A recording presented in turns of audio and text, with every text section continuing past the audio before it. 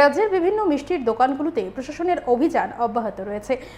এমনইভাবে মঙ্গলবার বিশ্রামগঞ্জ বাজারের প্রসিদ্ধ এক মিষ্টির দোকানে অভিযান চালায় প্রশাসন, যার নেতৃত্বে ছিলেন ডিসিএম প্রসেনজিৎ দাস এবং গোবিন্দ দেববর্মা। অভিযানে তারা মিষ্টি তৈরির কারখানায় ভেজাল দেখতে পেয়ে দোকান মালিক অসিত দেকে সতর্ক করেন। বিশ্রামগঞ্জ স্কুলের পাশে দোকানটি হওয়ার ফলে প্রতিদিন অনেক ছাত্রছাত্রী খেতে আসে। কয়েকদিনের মধ্যে সবকিছু ঠিক না করা হলে আগামী দিন দোকান বন্ধের হুঁশিয়ারি দেন ডিসিএম। আমরা শুনবো ঠিক কি জানাচ্ছেন তিনি।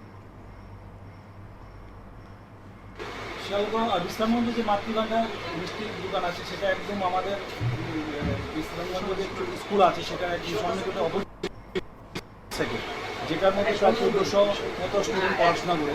আমরা আচমকা এই মিষ্টি দোকানে ভিজিট করি।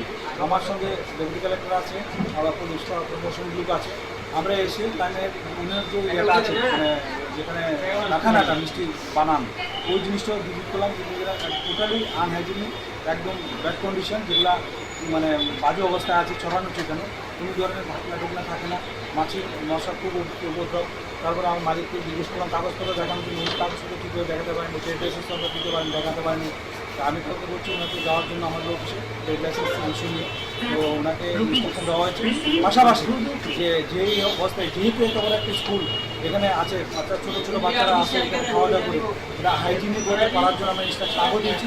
নেক্সট টাইম যদি এরকম করে আমরা স্ট্রিক্ট অ্যাকশন, দোকান বন্ধ করে দেবো। আমরা বলে দিয়ে এসেছি যে যদি কারখানার জায়গাটা যদি পরিষ্কার করে না রাখে, ক্লিন না রাখে, তাহলে আমরা নেক্সট টাইম ভিজিট করে যদি অসঙ্গতি পাই সঙ্গে সঙ্গে ট্যাঙ্ক সিল করে দেবো আমরা অ্যাজ পার ইনস্ট্রাকশন অথরিটি নিয়ম অনুযায়ী। এটা অনেকদিন আগে আমাদের কাছে কমপ্লেন এসেছিল, যেহেতু স্কুল একটা কাছে আছে, আমাদের ছোটো ছোটো বাচ্চারা আসে খাওয়া দাওয়া করে। প্রাণকেন্দ্র, একদম প্রাণকেন্দ্র, খুব যাত্রী আসে, সোনামুড়া, বিশালগড়, সাউথের লোক আসে, সব জায়গার লোক আছে।